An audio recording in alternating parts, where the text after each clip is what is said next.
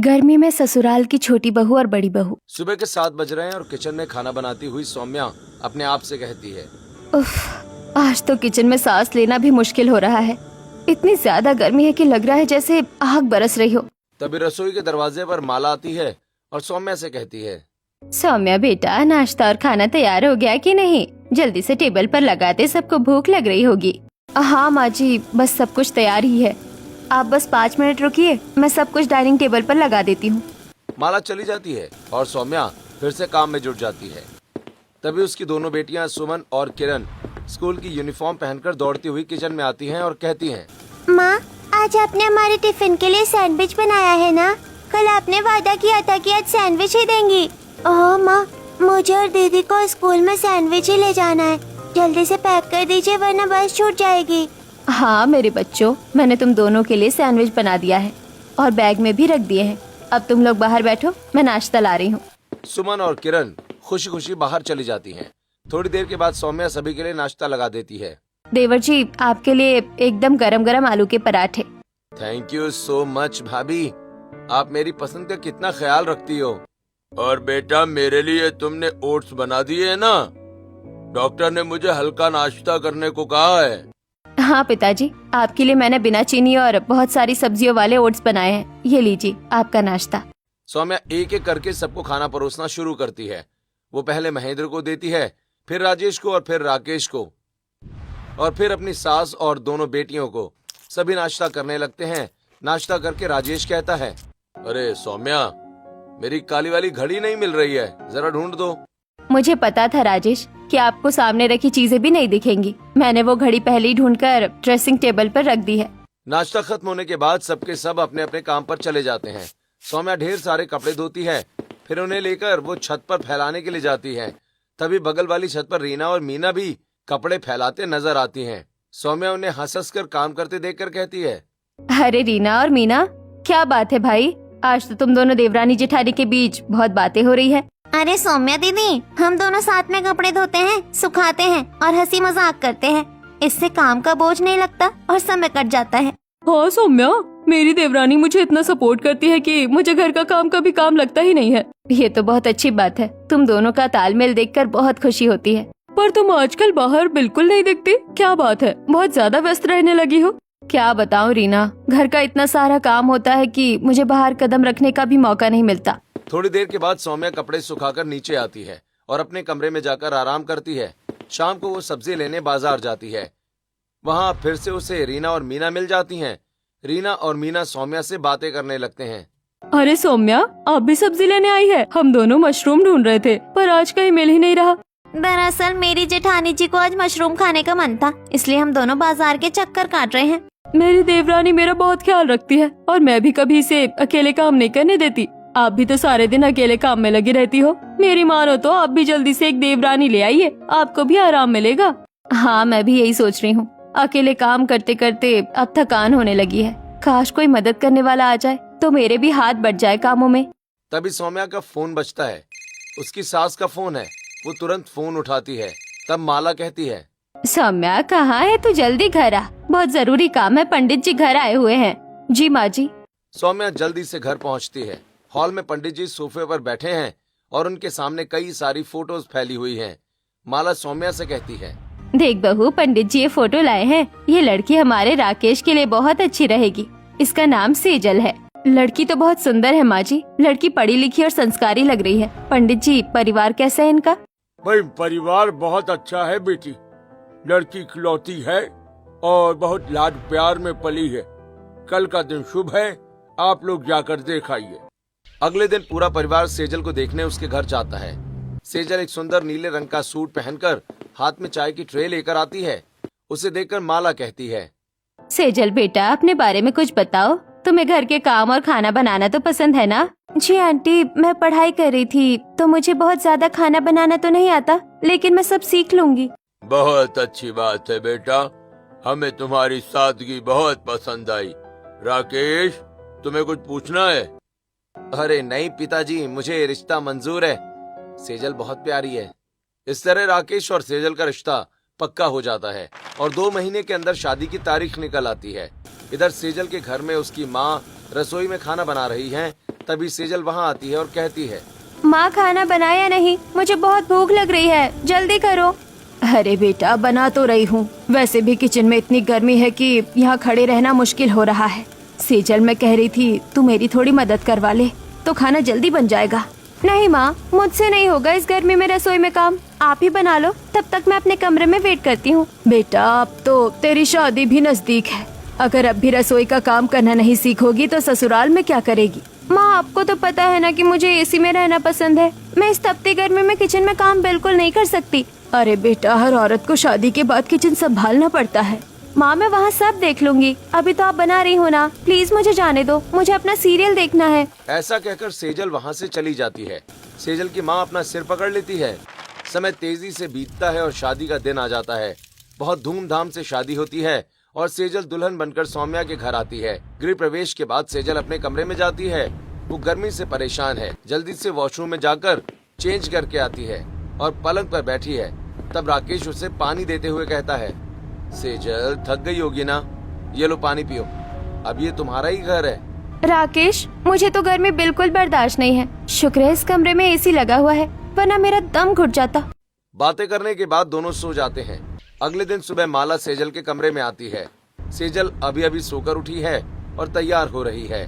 माला सेजल से कहती है, सेजल बेटा आज तेरी पहली रसोई है, तुझे सबके लिए अच्छा खाना बनाना है। मुझे और तेरे ससुर जी को सूजी का हलवा पसंद है और राकेश को छोले भटूरे और सुमन किरण को आज खीर खानी है। बाकी तू अपनी पसंद की कुछ चीजें भी बना लेना। जी माँ जी। बाप रे इतनी सारी फरमाइशें, मैं इतनी गर्मी में ये सब कैसे बनाऊंगी।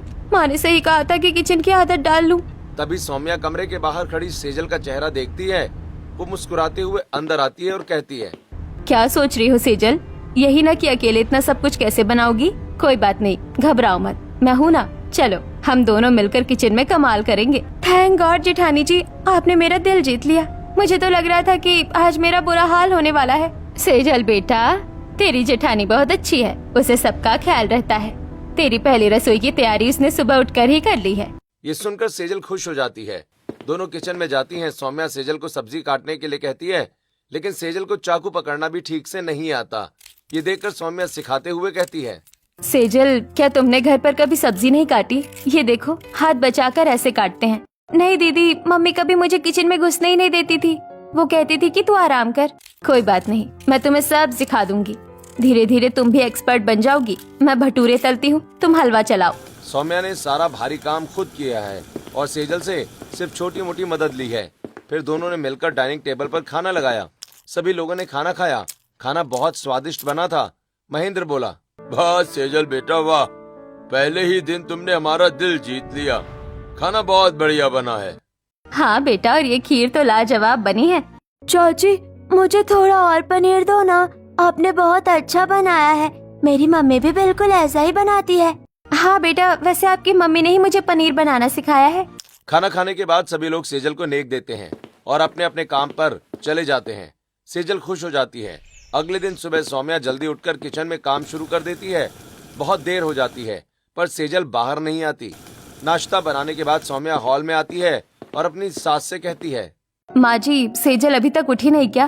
धूप काफी तेज हो गई है, मैं सोच रही थी कि वो आ जाती तो साथ में नाश्ता लगा लेते। अभी तक तो नहीं आई, तो जाओ उसे जगा दे, शायद नई जगह है इसलिए नींद नहीं खुली होगी। सौम्या सेजल के कमरे में जाती है और उसे जगाती है। सेजल आलस से उठकर बैठती है और कहती है, अरे दीदी आज मेरी नींद ही नहीं खुली, मुझे तो पता ही नहीं चला कि सुबह कब हो गई। कोई बात नहीं सेजल, तुम तैयार होकर जल्दी आ जाओ, खाना लगभग बन गया है, बस अब टेबल पर लगाना है। ऐसा कहकर सौम्या चली जाती है। सेजल धीरे धीरे तैयार होकर आती है और सौम्या के साथ डाइनिंग टेबल पर खाना लगवाती है। सभी बैठकर खाना खाते हैं और अपने अपने काम में लग जाते हैं। ऐसे ही दिन बीत रहे होते हैं। सौम्या सेजल के आने के बाद भी घर की सारी जिम्मेदारियां निभा रही थी, साथ ही वो सेजल को काम करना भी सिखा रही थी। एक दिन सौम्या किचन में खाना बनाते हुए सेजल से कहती है, सेजल आज सब्जी तुम बना लो, तब तक मैं बाकी का काम कर लेती हूँ। ठीक है दीदी। अब सेजल सब्जी बनाती है। फिर दोनों बहुएं मिलकर सभी को खाना लगाती हैं। खाना खाकर महेंद्र कहता है, सौम्या बेटा आज सब्जी में नमक थोड़ा कम है क्या? नहीं पिताजी, आज सब्जी सेजल ने बनाई है, शायद उसे अंदाजा नहीं रहा होगा, मैं अभी ठीक कर देती हूँ। सेजल बेटा, कोई बात नहीं, कल से तू ध्यान रखना, सौम्या तुझे सब बता देगी। समय बीतने लगता है। सौम्या घर का सारा काम खुद करती है और सेजल सिर्फ नाम के लिए किचन में आती है।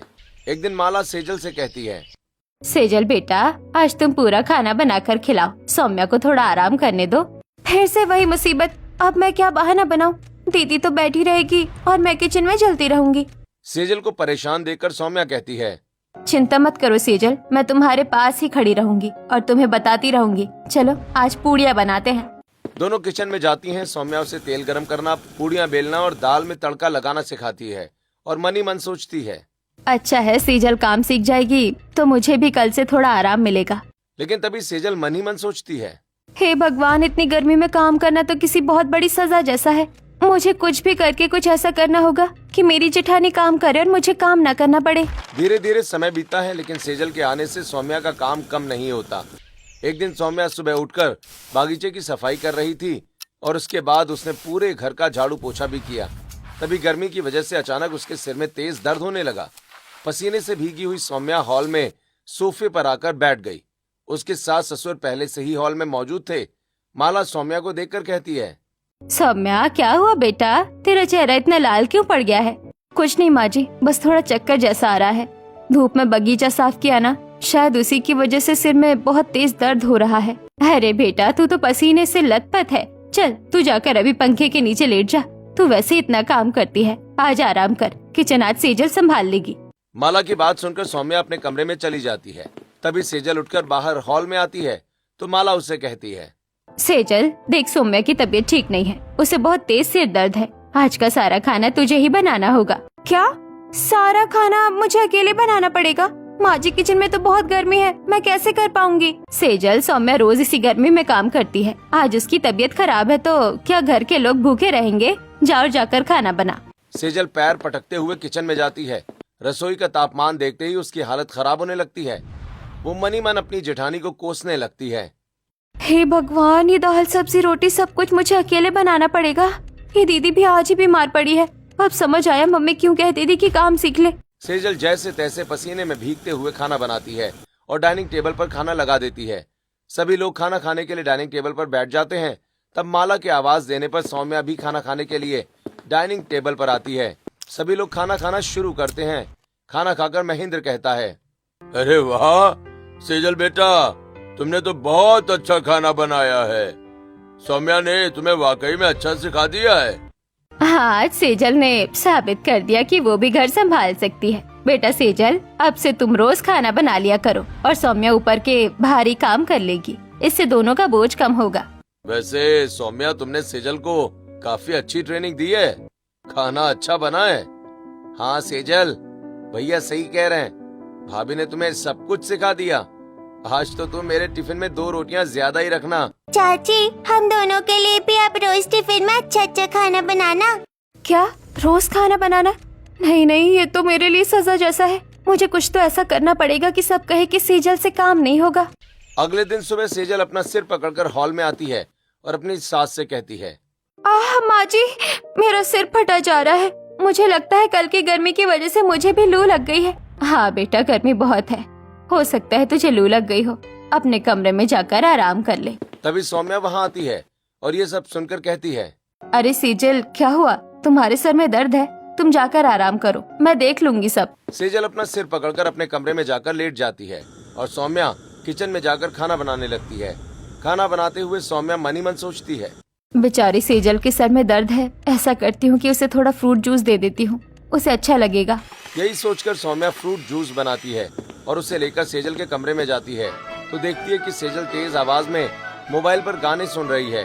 ये देखकर सौम्या कहती है, सेजल, तुम्हारा तो सिर दुख रहा था, फिर ये इतना तेज गाना क्यों चल रहा है? वो दीदी, मैंने बाम लगा लिया था ना तो थोड़ा ठीक लगा, म्यूजिक से मेरा मन बहल जाता है। अच्छा ठीक है, ये जूस पी लो और आराम करो। ऐसा कहकर सौम्या सेजल को जूस दे देती है और चली जाती है।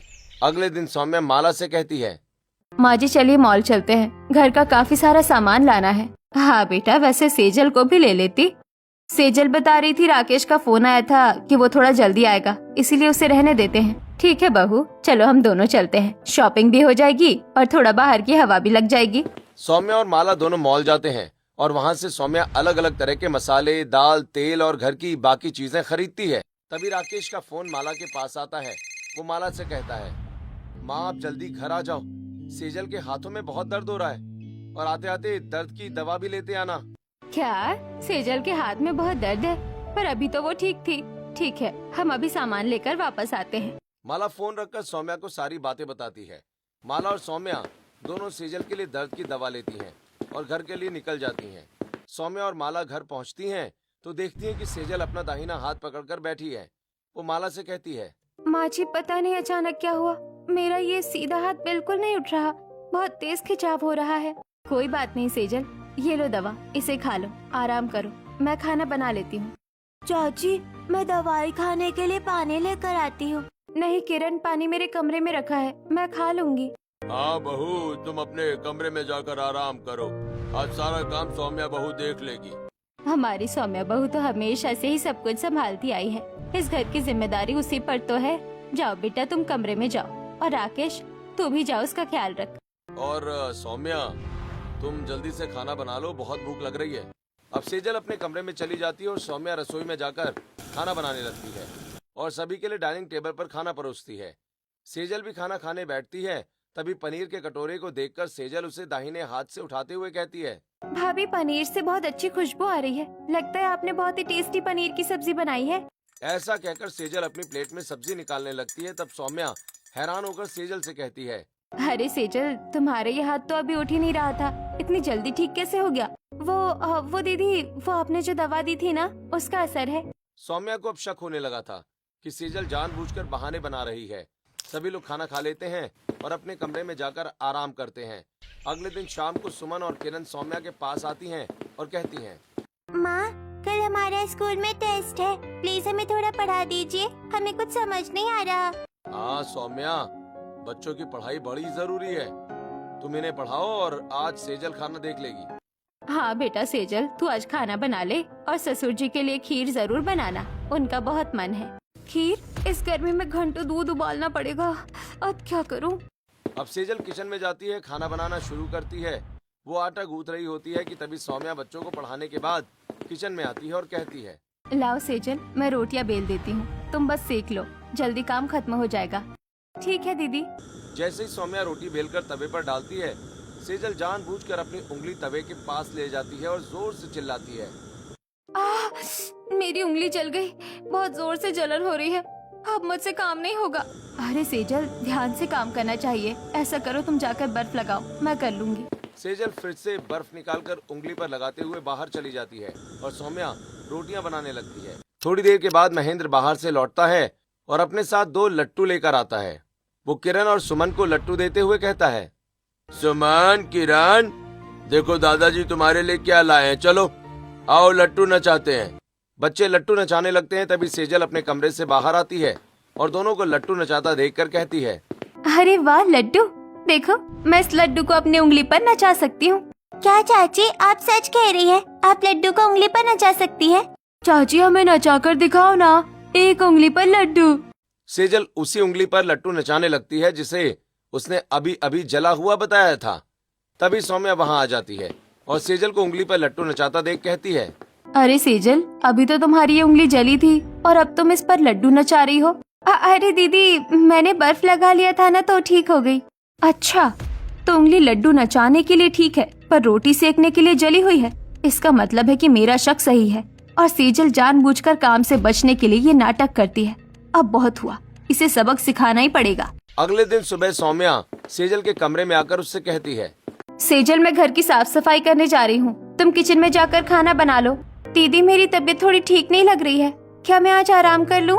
नहीं सेजल, तबीयत ठीक हो या ना हो, आज खाना तुम्हें ही बनाना पड़ेगा, मुझे बहुत काम है। सेजल गुस्से में किचन में जाती है और खाना बनाते हुए सोचती है, अगर खाना अच्छा बनेगा तो सब रोज मुझसे ही खाना बनवाएंगे, क्यों ना खाना ही बिगाड़ दिया जाए। यही सोचकर वो सब्जी में मुट्ठी भर लाल मिर्च डाल देती है। जब सब खाना खाने बैठते हैं तो महेंद्र का चेहरा सब्जी खाकर लाल हो जाता है। वो कहता है, ओफो सेजल, ये क्या बनाया है, सब्जी में इतनी मिर्च? सॉरी पापा जी, मुझे अंदाजा नहीं रहा। कोई बात नहीं पिताजी, मैं अभी इसमें मलाई और दही का तड़का लगा देती हूँ, मिर्च कम हो जाएगी।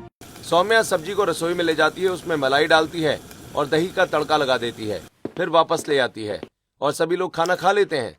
अगले दिन सेजल ने कपड़े धोते समय जानबूझकर सफेद कपड़ों पर रंगीन कपड़े डाल दिए और उन पर दाग छोड़ दिए।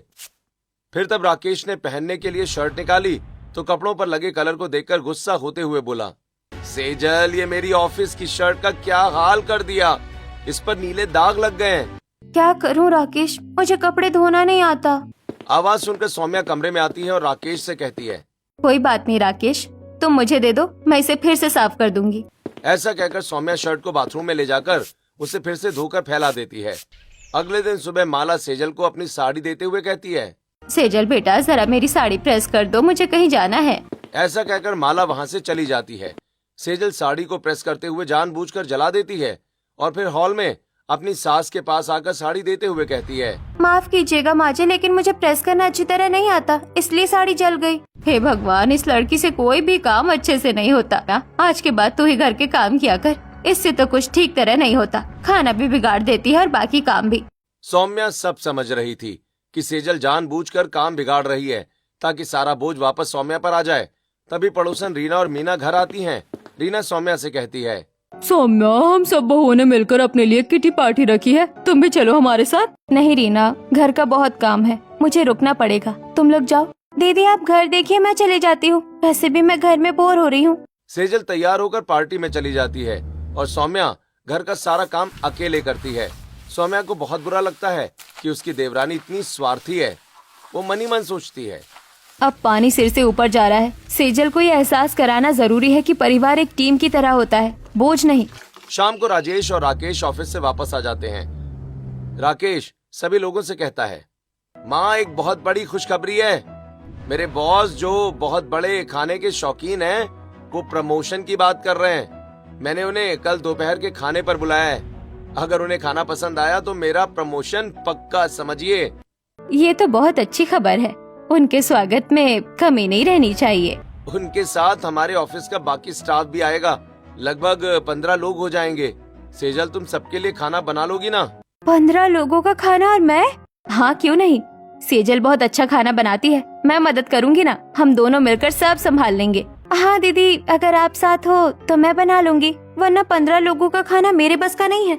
सौम्या मनी मन मुस्कुराती है और अपने आप से कहती है, कल तुम्हें समझ में आएगा सेजल कि अकेले काम करना क्या होता है। अगले दिन सौम्या अपना पेट पकड़कर हॉल में आ जाती है और अपनी सास से कहती है, आहो, उफ, माँ जी मेरा पेट बहुत दुख रहा है, मुझे बहुत तेज चक्कर आ रहे हैं और ऐसा लग रहा है जैसे अभी उल्टी हो जाएगी। अरे सौम्या, तुझे अचानक क्या हो गया? माँ जी, मेरे कमरे का एसी बंद हो गया था, रात भर गर्मी की वजह से सो नहीं पाई और अब पेट में भी बहुत तेज दर्द हो रहा है, मुझसे तो खड़ा भी नहीं हुआ जा रहा। ये सब सुनकर सेजल कहती है, दीदी आप ऐसे कैसे बीमार पड़ सकती हैं? आपने तो कहा था कि आप मेरी मदद करेंगी, अब मैं अकेले 15 लोगों का खाना कैसे बनाऊंगी? क्या करूं सेजल, बीमारी बताकर थोड़ी आती है। माँ जी मुझे माफ करना, पर आज मैं रसोई में कदम भी नहीं रख पाऊंगी। कोई बात नहीं बेटा सौम्या, तू जाकर आराम कर, सेहत पहले है ना। सेजल, अब ये तुम्हारी जिम्मेदारी है, तुम्हें ही खाना बनाना पड़ेगा। हाँ सेजल, हिम्मत करो, मेरे प्रमोशन का सवाल है यार। अगर आज खाना अच्छा नहीं बना तो मेरी इज्जत तो मिट्टी में मिल जाएगी। हे भगवान, ये क्या मुसीबत है, अब मुझे इस तपती गर्मी में अकेले ही मरना पड़ेगा। सेजल भारी मन से रसोई में जाती है। सौम्या चुपके से अपने कमरे में जाकर लेट जाती है।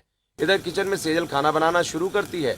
तभी सुमन और किरण वहाँ आती हैं और कहती हैं, चाची, माँ ने कहा है कि मेहमानों के आने से पहले आप हमारे लिए गर्मा गर्म वेजिटेबल सूप बना दे, हमें बहुत भूख लगी है।